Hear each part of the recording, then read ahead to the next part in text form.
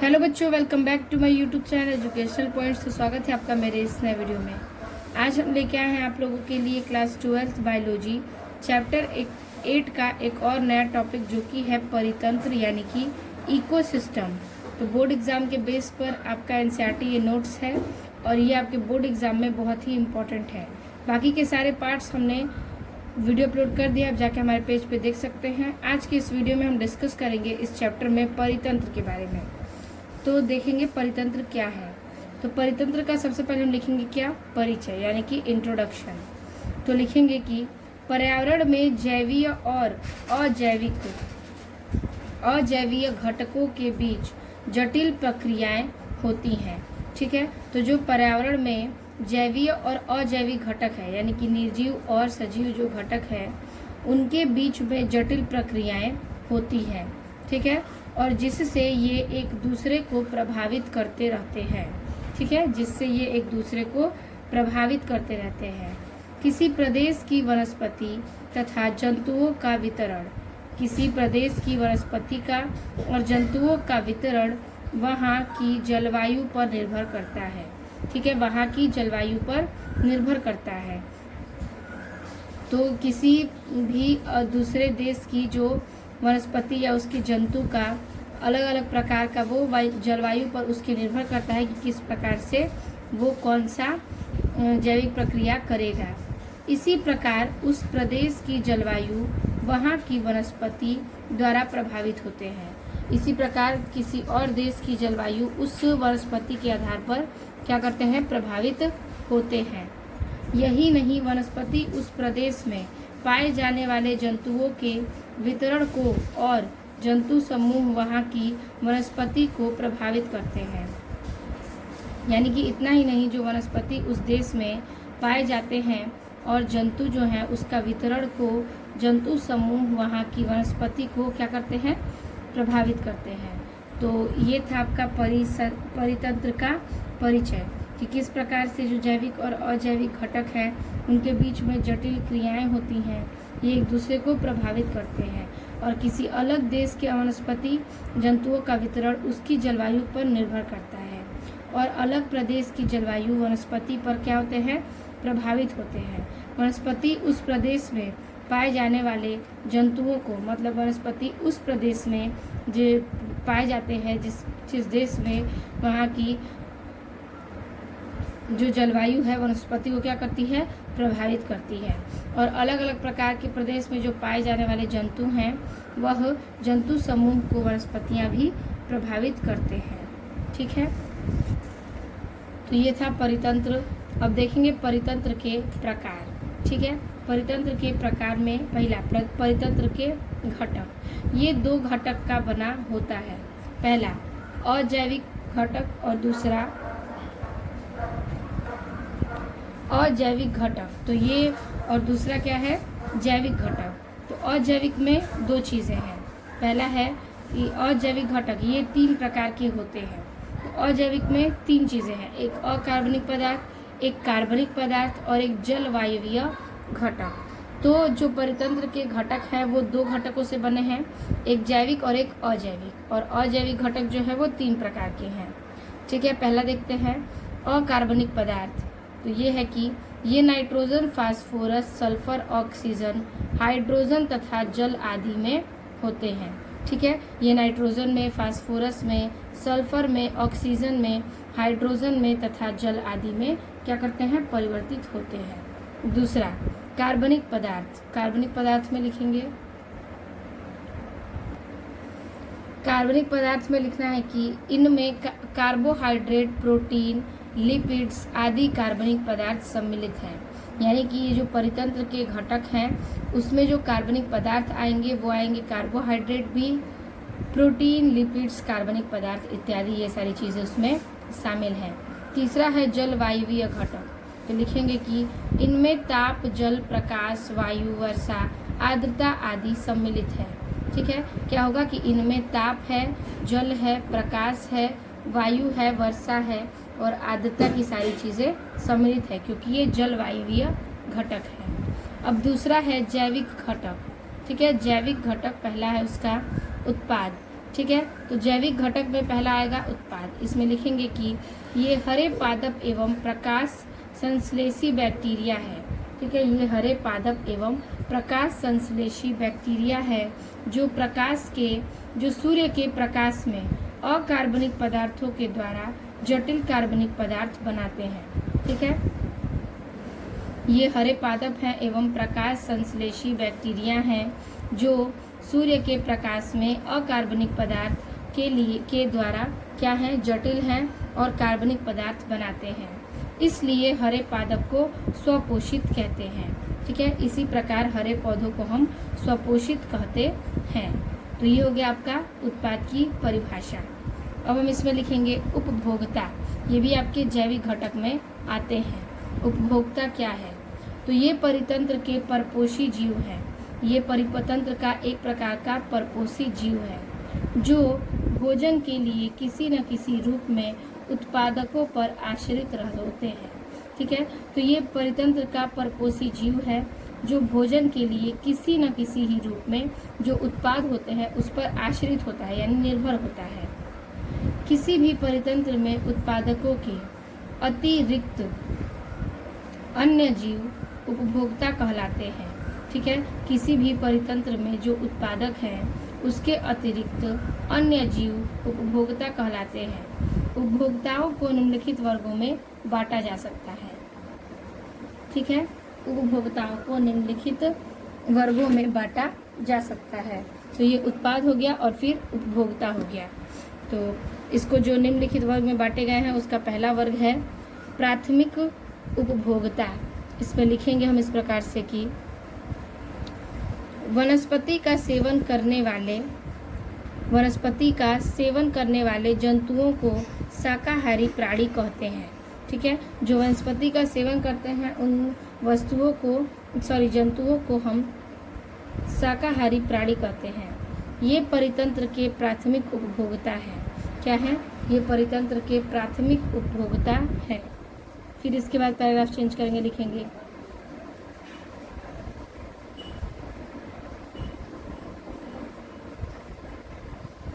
मृग सशक्त यानी कि खरगोश, चूहा, कीट आदि स्थलीय आवास और मोलस्का जलीय आवास के प्राथमिक उपभोक्ता हैं। ठीक है, कह रहा है कि ये जो प्राथमिक उपभोक्ता हैं वो मृग सशक यानी कि खरगोश का, चूहा, कीट आदि स्थलीय आवास के और मोलस्का जलीय आवास के प्राथमिक उपभोक्ता ये सारे हैं। ठीक है, तो ये हो गया आपका ए प्राथमिक उपभोक्ता। अब हम देखेंगे इसके आगे। तो अब लिखेंगे इसमें बी नंबर द्वितीयक उपभोक्ता। ये प्राथमिक मांसभक्षी है जो प्राथमिक उपभोक्ताओं को या शाकाहारी प्राणियों का भक्षण करते हैं। ठीक है, ये प्राथमिक मांसभक्षी हैं जो प्राथमिक उपभोक्ता को और शाकाहारी प्राणियों का भक्षण करते हैं। एग्जाम्पल सांप, लोमड़ी, बिल्ली इत्यादि। ठीक है, सांप, लोमड़ी और बिल्ली इत्यादि ये सारी क्या है? द्वितीयक उपभोक्ताएं इसमें शामिल हैं। फिर सी नंबर है तृतीय उपभोक्ता। ये द्वितीयक मांसभक्षी प्राणी हैं जो द्वितीयक उपभोक्ता या शाकाहारी प्राणियों का भक्षण करते हैं। यानी अगर तृतीय उपभोक्ता की बात होगी तो द्वितीयक मांसभक्षी होंगे और द्वितीय की बात होगी तो प्राथमिक मांसभक्षी होंगे। तो तृतीयक उपभोक्ता में ये द्वितीयक मांसभक्षी प्राणी हैं और जो द्वितीयक उपभोक्ता या शाकाहारी प्राणियों का भक्षण करता है। जैसे एग्जाम्पल है शेर, गिद्ध, उल्लू इत्यादि, ये सारे तृतीय उपभोक्ताओं में पाए जाते हैं। और जो सांप, लोमड़ी, बिल्ली हैं वो द्वितीयक उपभोक्ता में पाए जाते हैं। अगला है तीसरा नंबर उपघटक। ठीक है, अपघटक। ठीक है, तो हमने अब जैविक अजैविक देख लिया, अब है अपघटक। ये परितंत्र के सूक्ष्म जीव हैं। क्या हैं? ये परितंत्र के सूक्ष्म जीव हैं जैसे मृतजीवी, कवक तथा बैक्टीरिया जो मृत तथा क्षय होते हुए उत्पादकों का तथा उपभोक्ताओं को संक्रमण करके जटिल कार्बनिक पदार्थों को सरल यौगिक में अपघटित कर देते हैं। ठीक है। तो ये परितंत्र का सूक्ष्म जीव है जो मृत जीवों को, यानी जो मृत जीव है जैसे कि कवक तथा बैक्टीरिया, तो जो उसमें मृत तथा क्षय होते हैं वो उत्पादकों को उपभोक्ता के संक्रमण से, ठीक है, उत्पादों को उपभोक्ता के संक्रमण में करके जटिल कार्बनिक पदार्थ सरल यौगिक अपघटित कर देते हैं। ठीक है। अब है नेक्स्ट हेडिंग कि परितंत्र में ऊर्जा प्रवाह। इसमें लिखेंगे कि परितंत्र में ऊर्जा का प्रवेश, रूपांतरण तथा विसरण ऊष्मागतिकी के रूप के दो नियमों के अनुसार होता है। ठीक है। परितंत्र में ऊर्जा का प्रवेश, रूपांतरण तथा विसरण ऊष्मा के गतिकी के नियमों के अनुसार क्या करता है, चलता रहता है। इसमें लिखेंगे पहला कि ऊष्मागतिकी का प्रथम नियम। तो परितंत्र में जो ऊष्मा प्रवाह है उससे रिलेटेड है ऊष्मागतिकी का प्रथम नियम। लिखेंगे इस नियम के अनुसार ऊर्जा का रूपांतरण एक रूप से दूसरे रूप में किया जा सकता है। ठीक है। तो इस नियम के अनुसार जो ऊर्जा का रूपांतरण है वो एक रूप से दूसरे रूप में किया जाता है।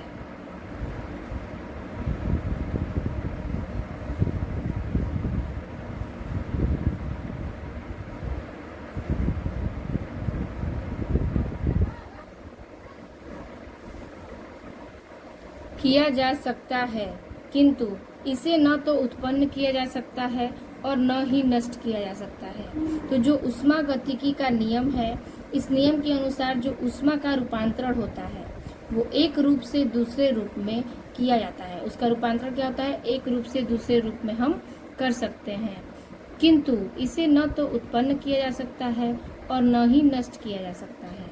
इस नियम की पुष्टि यह करता है कि जब एक प्रकार की ऊर्जा की कोई मात्रा युक्त होती है, ठीक है, इस नियम के अनुसार यह पुष्टि है कि जब एक प्रकार की ऊष्मा कोई मात्रा युक्त होती है तो उसके समतुल्य दूसरे प्रकार की ऊर्जा अवश्य उत्पन्न होती है।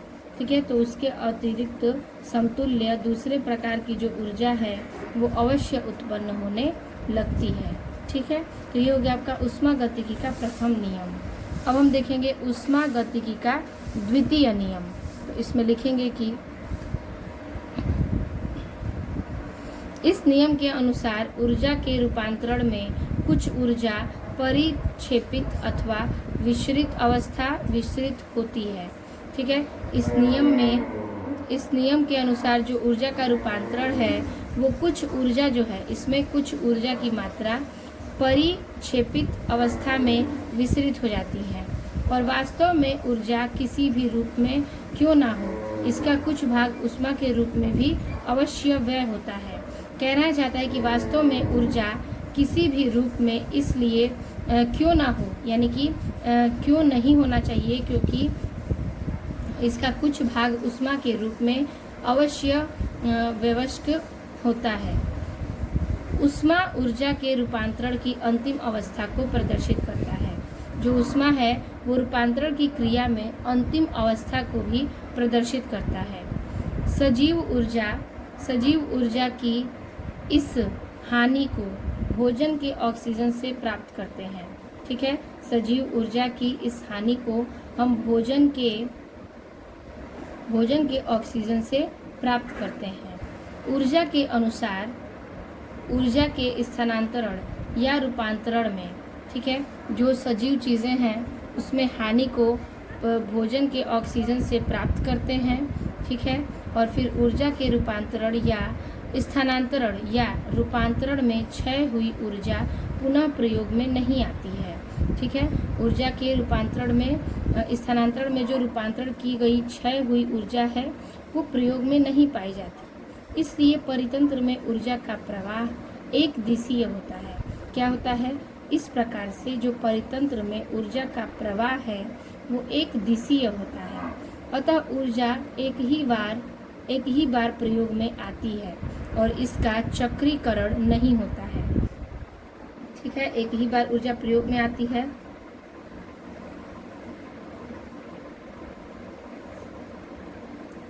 लेकिन इसका चक्रीकरण नहीं होता है। ठीक है। ये हो गया ऊष्मागतिकी का द्वितीयक नियम।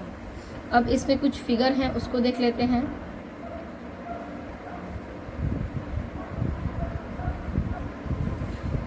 तो इस प्रकार से ये ऊष्माद्वितीयक का जो गतिकी का द्वितीयक नियम है उसका ये फिगर है, जिसमें सबसे पहले सोलर एनर्जी बनाई गई है। तो ये सोलर एनर्जी है, इसमें कई सारी एनर्जियां प्रवेश कर रही हैं। इस बॉक्स में भी क्या है, साइड साइड में ऊर्जाएं उत्पन्न हैं, ठीक है। फिर इस बॉक्स से कुछ चीज़ें इसमें जा रही हैं, फिर इसमें जा रही हैं, फिर इसमें जा रही हैं। अब देखिए प्रक्रिया क्या है, PRODUCEERS, ठीक है। इसमें इतनी प्रकार की क्या हैं, ऊर्जाएं जो हैं अनेक प्रकार की सोलर में इसमें सम्मिलित हैं।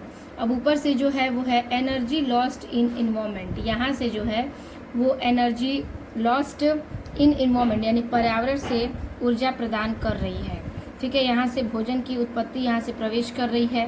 पहला है प्राइमरी, ये वाला बॉक्स, फिर भोजन उत्पन्न करेगा, दूसरा सेकेंडरी में, और तीसरा है क्या, टैटरी में। ये जो दूसरे प्राइमरी में है उसमें क्या है, डिसिपिटेशन है, ठीक है, डिसिप्शन है, ठीक है। और जो तीसरे में जा रहा है वो फूड में है आपका क्या, डिसिप्शन, ये भी। लेकिन जो आखिरी में जा रहा है उसका क्या है, हीट होगा। जो तीसरे पीढ़ी में जा रहा है वो क्या होगा, हीट होगा। पहले में डिसिप्शन और दूसरे में भी डिसिप्शन, और तीसरे में क्या है, हीट हो रहा है खाना। तो प्राइमरी, सेकेंडरी और टर्टियरी यानी कि ये प्रोड्यूसर डिकम्पोजर है। क्या है, प्रोड्यूसर डिकम्पोजर है। तो ये फिगर जो है वो ऊष्मागतिकी को दर्शाया गया है, और इसके द्वितीय नियम पर आधारित जो सारी चीज़ें हैं, किस प्रकार से ऊर्जा किस चक्रण में जा रही है, कहाँ जो सजीव ऊर्जा को हानि होती है, लाभ होती है, भोजन को ऑक्सीजन प्राप्त होता है, ये सारी चीज़ें क्या हैं इस फिगर में बताई गई हैं। तो आप इसे ज़रूर नोट करिएगा।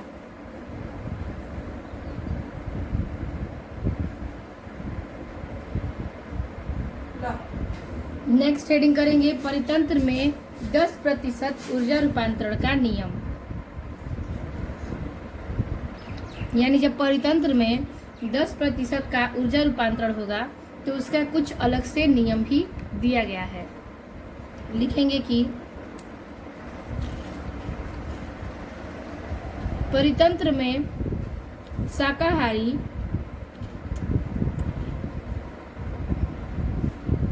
प्राणी उत्पादकों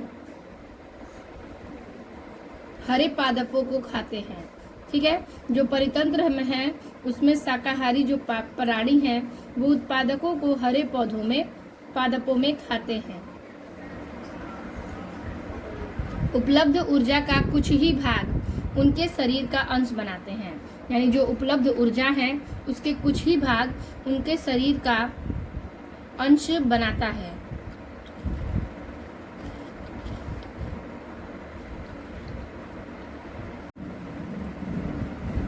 तो जबकि जो शेष उनकी उपापचयी क्रियाएं में व्यय हो जाती हैं। यानी उपलब्ध ऊर्जा का कुछ ही भाग उनके शरीर का अंश बनाते हैं, और जो शेष ऊर्जा उनकी उपापचयी क्रियाओं का व्यय हो जाती हैं। प्राथमिक मांसाहारी शाकाहारी जंतुओं का भक्षण करते हैं। जो प्राथमिक रूप से मांसाहारी और शाकाहारी हैं वह जंतुओं का भक्षण करते हैं,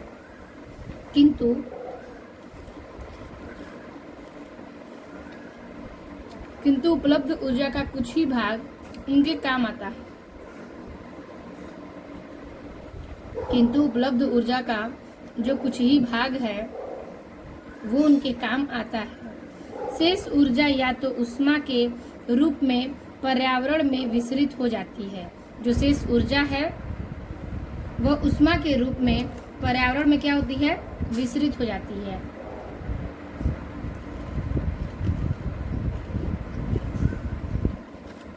या उपघटकों को रूपांतरित हो जाती है। जो शेष ऊर्जा बचती है वो ऊष्मा के रूप में क्या होती है, पर्यावरण से विसरित हो जाती है या उपघटकों को रूपांतरित कर देती है। ऊर्जा स्थानांतरण का यही प्रतिरूप प्रत्येक पोषण रीति पर होता है। ठीक है। ऊर्जा रूपांतरण का यही प्रतिरूप जो है वो प्रत्येक पोषण रीति पर पूर्ण रूप से होता है, ठीक है। तो ये था क्या, परितंत्र में 10% ऊर्जा का रूपांतरण नियम।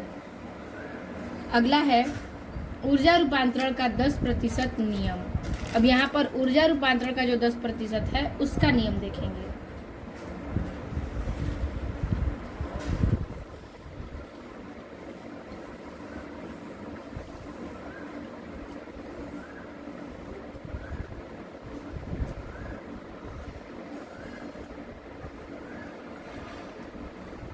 लिखेंगे कि प्रत्येक पोषण रीति में केवल 10% ऊर्जा का स्वांबीकरण होता है,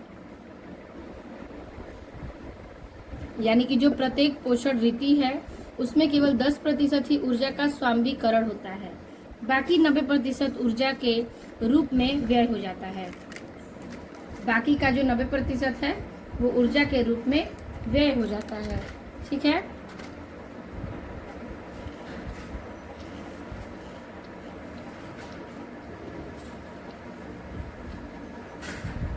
इस प्रकार एक पोषण नीति से दूसरे पोषण नीति में केवल 10% ऊर्जा का स्वांबीकरण होता है।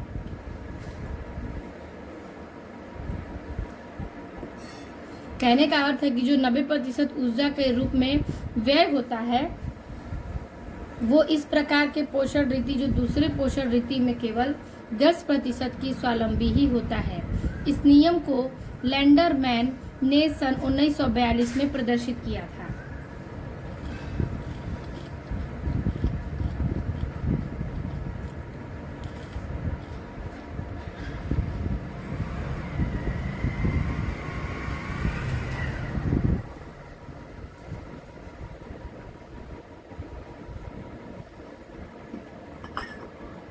याद रखिएगा वैज्ञानिक के नाम की इस नियम का जो उत्पादन है प्रदर्शित किया वो लैंडरमैन ने सन 1942 ईस्वी में प्रदर्शित किया था। अब देखिए कुछ इसकी क्रियाएं हैं। एग्जाम्पल में लिखेंगे सूर्य क्या है 1 लाख में है, ठीक है।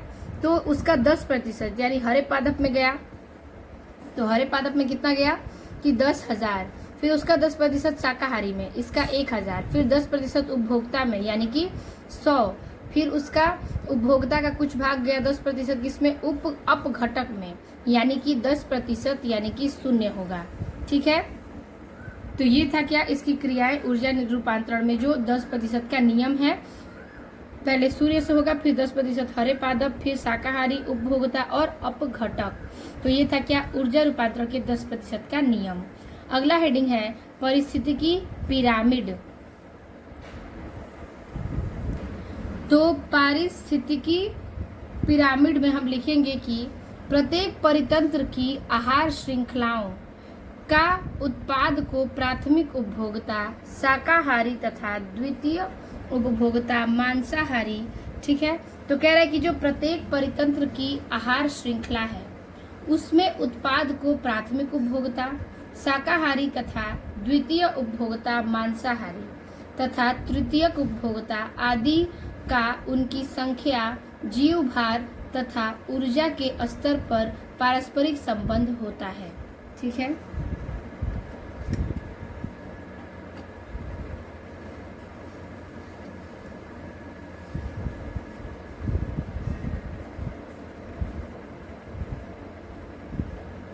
तो कह रहा है इसमें कि जो तृतीयक उपभोक्ता है आदि में जो उनकी संख्या है, ठीक है,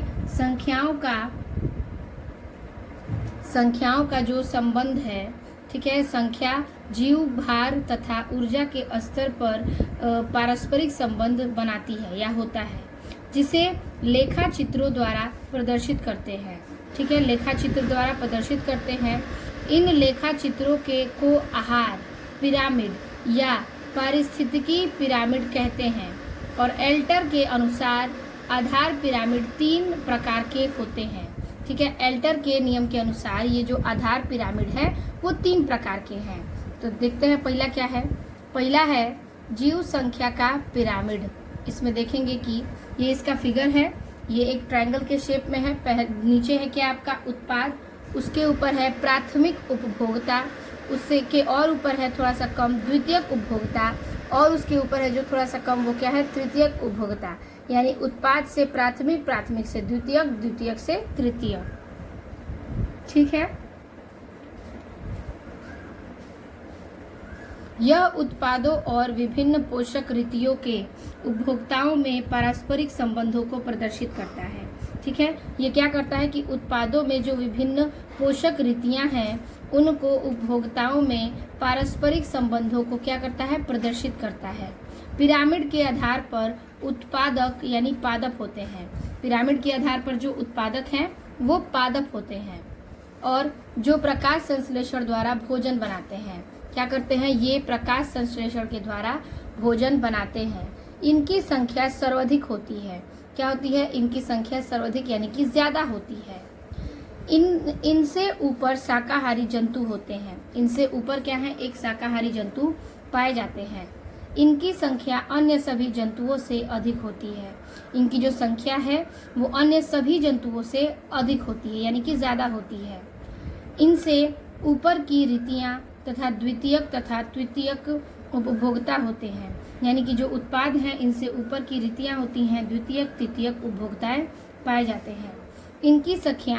इनकी संख्याएं जो हैं वो क्रमिक रूप से घटती जाती हैं। ठीक है, मैंने आपको बताया उत्पाद, फिर प्राथमिक, फिर द्वितीयक, फिर तृतीयक, यानी कि क्रमिक रूप से ये क्या करती हैं? घटती जाती हैं।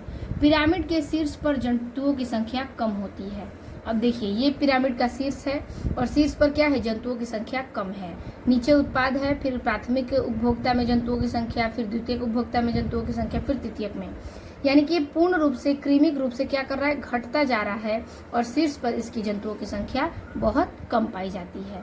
तो ये था जीव संख्या का पिरामिड। ठीक है, तो अब हम देखेंगे ऊर्जा का पिरामिड। ठीक है, ऊर्जा का पिरामिड क्या है? देखिए, लिखेंगे कि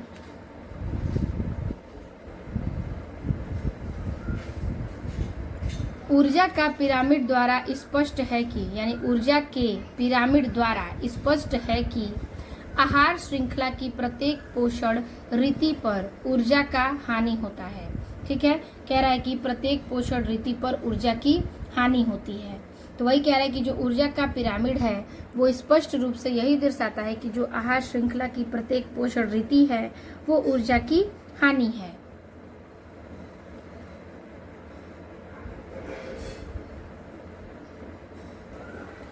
तो ये रहा उसका फिगर, यानी कि ऊर्जा का जो पिरामिड है उसका ये फिगर है कि नीचे उत्पाद है, फिर प्राथमिक उपभोक्ता, द्वितीयक उपभोक्ता, फिर तृतीयक उपभोक्ता। तृतीयक उपभोक्ता में जीवों की संख्या कम है, द्वितीयक में उससे ज़्यादा है, और प्राथमिक में उससे भी ज़्यादा है, और उत्पाद है जो यहाँ से शुरू है। तो इसकी ऊर्जा की पिरामिड क्या हो रही है? धीरे धीरे घटती जा रही है, और शीर्ष पर सबसे कम ऊर्जा के पिरामिड पाए जाते हैं। ठीक है, तो ये था ऊर्जा स्तर पर उसके पिरामिड की फिगर। तो हम यहाँ तक आज के टॉपिक में बस इतना ही डिस्कस करेंगे।